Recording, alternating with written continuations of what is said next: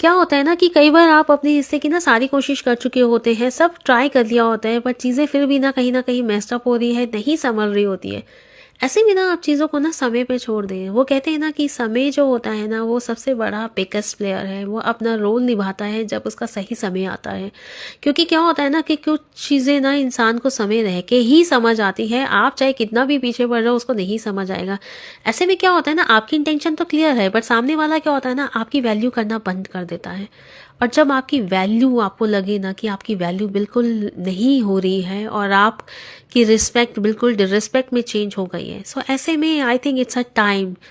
अब आपको खुद ही अपने लिए स्टैंड लेना चाहिए और कहना चाहिए कि नहीं, इट्स डन, अब मुझे कुछ नहीं करना है, अब जो करेगा वो समय करेगा। क्योंकि खुद की रिस्पेक्ट और वैल्यू बनाए रखना हर इंडिविजुअल का अपना अधिकार है।